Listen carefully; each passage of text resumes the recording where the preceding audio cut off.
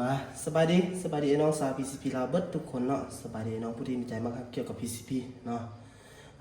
มื้อนี้สิมารีวิวเนาะเครื่องตัวที่ได้ขายดีที่สุดเนาะขายดียอมรับว่าขายดีเนาะอ่าราคาอยู่ในระดับกลางๆแต่ว่าการใช้งานนี่ถือว่าเกินตัวเนาะนั่นก็คือ Tactical แหละเนาะฝากไอ้น้องกดติดตามช่อง YouTube เลยเด้อตอนนี้เรามี2ช่องเนาะมีช่องตัวนี้แล้วก็ช่องลูกต่อ PKK เนาะฝากไอ้น้องฝากเข้าไปกดติดตามเนาะเพื่อจะได้เห็นคลิปต่อไปของเราเนาะว่าเราจะลงรายงานเกี่ยวกับอย่างเด้นะมาเบิ่งกันเลยว่ามี2รุ่นเนาะที่เราเอาลงในมื้อนี้ก็คือ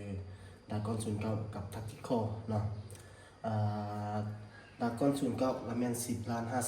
เนาะTactical ละแม่น8.2 ล้านเนาะมาเบิ่งกันเลยว่า 8.2 ล้านนี้จะได้อย่างไรได้โตเป็นแบบใดทางแบบใดเนาะ8.2 ล้านเนาะเป็น Tactical ปี2025เด้อตัวนี้เป็นปี2025เนาะได้ตามนี้เลยเนาะปี2025ได้แม็กได้อย่างพร้อมวาล์วเป็นวาล์วซิกเก็ตเนาะทางเนาะ 0.42 เนาะหรือว่าเอาขนาดใดก็ได้ขึ้นกับลูกค้ามากมาสั้นยาวราคาเดียวกันเบิดเนาะกล้องเป็นกล้อง Discovery เด้อตัวนี้เด้อกล้องเป็นกล้อง Discovery เนาะเก็บเสียงเป็นเก็บเสียงบูทแนวหรือว่าลูกค้าสิเอาเกมเทคก็ได้เนาะลำห้านเฮาเนาะมี XM8 กับ TK เนาะ XM8 กับ TK ตามใจลูกค้าเลยให้ลูกค้าเลือกเลยเนาะว่าตัวใดจะใช้ดีกันเนาะ ตามนี้เลยเด้อส่วนการใช้งานอีกอย่างต่างๆแต่ละคลิปเราก็น่าจะว่าไปแล้วเนาะบอกไปแล้วเลยเนาะไอ้น้องหลายคนก็น่าจะฮู้ละเนาะส่วนไอ้น้องคนใดที่เข้ามาเบิ่งใหม่เนาะก็บ่เข้าใจตัวใดก็ให้คอมเมนต์ถามอยู่ช่อง YouTube เนาะหรือว่าทักมาชวนตัวก็ได้ถามเกี่ยวกับวิธีการใช้งานหรือว่าเวลาวาล์วหัวบอกปรับเล็กปรับวาล์วเวลา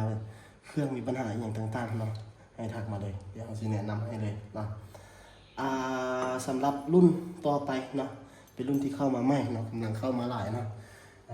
สุดแล้วนี่เอาเข้ามาถือว่าได้ขายดีที่สุดเลยเนาะเดียวเบิดเนาะนั่นก็คือดากอน09เนาะดากอน09เนาะตัวนี้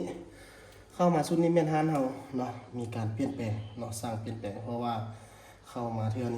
อเดียวนี้เนาะเราเห็นมีจุดอ่อนอยู่แต่ว่าเข้ามารอบนี้เนาะคือเราสร้างจากโครงงานอยู่ใส่งอดให้เขาเปลี่ยนให้นั่นก็คือห้องโอลิงลำมันใหญ่เนาะมันใหญ่แล้วลมมันจะเวลาเขายิงแล้วลมจะออกนี่เนาะแต่ว่าบาทนี้ถือว่าเปลี่ยนแล้วเนาะให้เขาปาดห้องโอลิงที่พอดีเพื่อบ่ให้ลมมันออกจากบ้านเถิงเดี๋ยวเปลี่ยนแปลงที่ว่าโอเคเลยเนาะตัวนี้ร้อยส่วนร้อยเลยตัวนี้เป็นดากอน09เนาะปี2025เด้อตัวนี้เด้อปี2025เนาะตัวนี้เนาะรุ่นนี้บอดี้ทรงอินโดเนาะถือว่างามเนาะตัวนี้เนาะส่วนการใช้งานก็คือท็อป A ฟักตอเนาะเพราะว่าตัวนี้บ่มีรถค้อนแต่มีล็อกมูเนาะไอ้น้องสังเกตเลยเนาะรุ่นใดที่มีรถค้อนจะบ่มีล็อกมูเนาะถ้าบ่มีรถค้อนแสดงว่ารุ่นนั้นมีล็อกมูเนาะนี่เนาะสามารถใช้งานก็เข้าใจง่ายๆเนาะแต่ละคลิปก็ถือว่าบอกไปแล้วเนาะตัวนี้เป็นดำแดงตัดดำแล้วตัวนี้เด้อกระถางเก็บเสียงเนาะเอาให้เป็นสีแดงเลยเนาะเพื่อให้มันเข้ากับให้มันตัดกับสีดำเนาะแล้วมันจะงามเนาะในราคา10.5 ล้านนี้นะเป็นวาล์วเป็นวาล์วซิกเก็ตเนาะถังเป็นถังอะลูเด้อราคานี้เด้อ